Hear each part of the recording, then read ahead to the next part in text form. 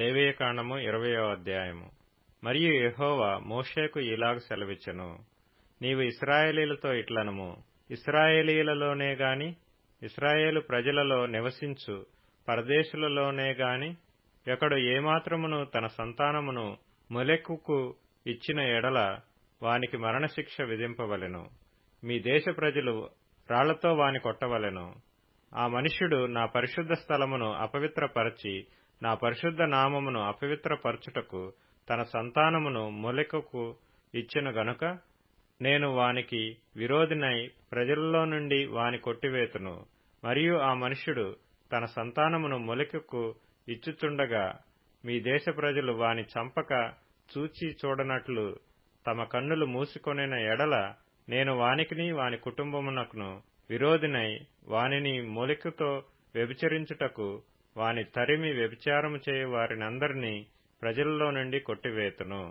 మరియు కర్ణపిశాచి గలవారితోనూ సోదెగాండ్రతోనూ వ్యభిచరించుటకు వారి తట్టు తిరుగువాడెవడో నేను వానికి విరోధినై ప్రజలలో నుండి వాని కొట్టివేతును.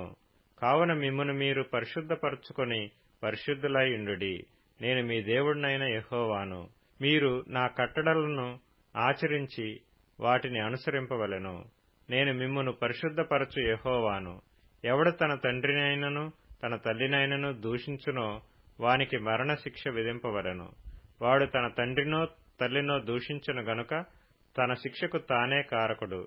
పరుని భార్యతో వ్యభిచరించిన వానికి అనగా తన పొరుగువాని భార్యతో వ్యభిచరించిన వానికిని ఆ వ్యభిచారిణికిని మరణశిక్ష విధింపవలెను. తన తండ్రి భార్యతో శయనించిన వాడు తన తండ్రి మానాచ్ఛాదనమును తీసెను. వారిద్దరికిని మరణశిక్ష విధింపవలెను. తమ శిక్షకు తామే కారకులు.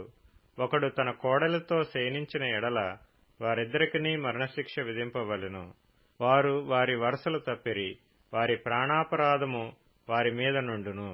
ఒకడు స్త్రీతో శయనించినట్టు పురుషునితో శయనించిన ఎడల వారిద్దరూ హేయక్రియను చేసిరి గనుక వారికి మరణశిక్ష విధింపవలెను.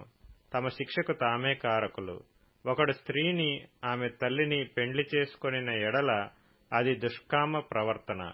దుష్కామ ప్రవర్తన మీ మధ్య నుండకుండా వానిని వారిని అగ్నితో కాల్చవలెను. జంతుశయనము చేయువానికి మరణశిక్ష విధింపవలెను. ఆ జంతువును చంపవలెను. స్త్రీ తన్ను జంతువు పొందునట్లు దాని సమీపించిన ఎడల ఆ స్త్రీకిని ఆ జంతువునకును మరణమే విధి. ఆమెను దానిని చంపవలెను. తమ శిక్షకు తామే కారకులు.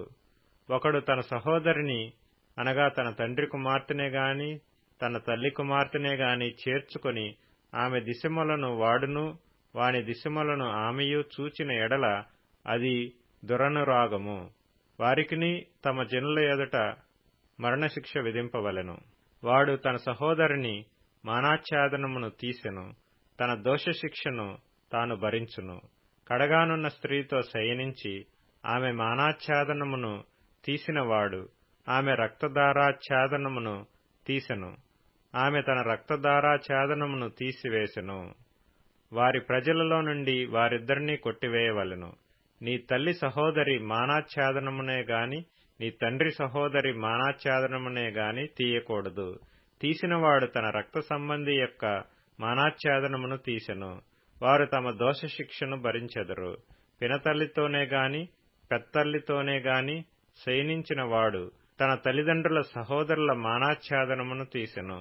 వారు తమ పాపశిక్షను భరించెదరు. సంతానహీనులై మరణమగుదురు. ఒకడు తన సహోదరుని భార్యను చేర్చుకొనిన ఎడల అది హేయము. వాడు తన సహోదరుని మానాచ్ఛాదనమును తీసెను. వారు సంతానహీనులై యుందురు. కాబట్టి మీరు నివసించినట్లు నేను ఏ దేశమునకు మిమ్మును తీసుకొని పోవుచున్నానో ఆ దేశము మిమ్మును కక్కివేయకుండునట్లు మీరు నా కట్టడలన్నిటినీ నా విధులన్నిటినీ అనుసరించి నడుచుకొనవలెను. నేను మీ ఎదుట నుండి వెళ్లగొట్టుచున్న జనముల ఆచారములను బట్టి నడుచుకొనకూడదు. వారు అట్టి క్రియలను చేసిరి గనుక నేను వారి యందు అసహ్యపడితిని. నేను మీతో చెప్పిన మాట ఇదే, మీరు వారి భూమిని స్వాస్థ్యముగా పొందుదురు. అది అనగా పాలుతేనెలు ప్రవహించు ఆ దేశము మీకు స్వాస్థ్యముగా ఉండునట్లు దాని మీకిచ్చెదను. జనులలో నుండి మిమ్మును వేరుపరచిన మీ దేవుడనైన యెహోవాను నేనే. కావున మీరు పవిత్ర జంతువులకును అపవిత్ర జంతువులకును, పవిత్ర పక్షులకును అపవిత్ర పక్షులకును విభజన చేయవలెను. అపవిత్రమైనదని నేను మీకు వేరు చేసిన ఏ జంతువు వలననే గాని, ఏ పక్షి వలననే గాని, నేలమీద ప్రాకు దేని వలననే గాని మిమ్మును మీరు అపవిత్రపరచుకొనకూడదు. మీరు నాకు పరిశుద్ధులై ఉండవలెను. యెహోవా అను నేను పరిశుద్ధుడను. మీరు నావారై ఇండునట్లు అన్యజనులలో నుండి మిమ్మును వేరుపరచితిని. పురుషుని యందేమి స్త్రీ యందేమి కర్ణపిశాచి అయినను సోదె అయినను ఉండిన ఎడల వారికి మరణశిక్ష విధింపవలెను. వారిని రాళ్లతో కొట్టవలెను. తమ శిక్షకు తామే కారకులు.